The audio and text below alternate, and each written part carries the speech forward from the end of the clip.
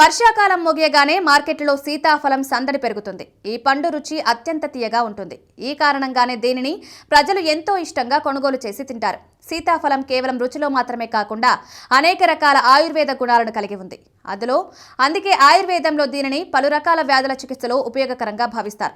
సీతాఫలం ఒక ఋతువు పండు అని, ఇది సంవత్సరంలో కేవలం 3 నుంచి 4 నెలలు మాత్రమే మార్కెట్లో లభిస్తుందని తెలిపారు. సీతాఫలంలో అనేక ముఖ్యమైన పోషకాలు సమృద్ధిగా ఉంటాయి.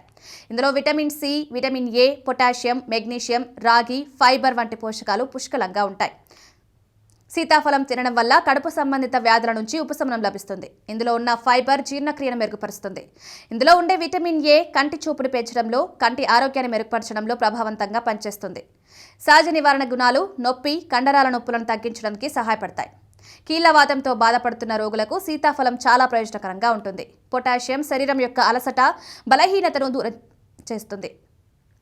గుండెను ఆరోగ్యంగా ఉంచుకోవడానికి కూడా సీతాఫలం సేవించడం మంచిదంటారు.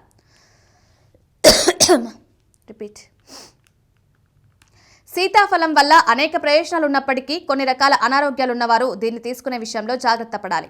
సీతాఫలం రుచి ఎంత తీయగా ఉంటుందో అది మధుమేహ రోగులకు అంత హానికరం కావచ్చు. ఇందులో సహజంగా ఉండే చక్కెర శాతం అధికంగా ఉంటుంది.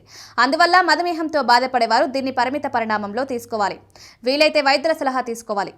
సీతాఫల తత్వం చల్లగా ఉంటుంది. అందువల్ల జలుబు, దగ్గు లేదా తుమ్ముల సమస్య ఉన్నవారు దీన్ని ఎక్కువగా సేవించకూడదు. అతిగా తీసుకుంటే ప్రయోజనం పొందడానికి బదులుగా నష్టం పెరిగే అవకాశం ఉందని స్పష్టం చేశారు.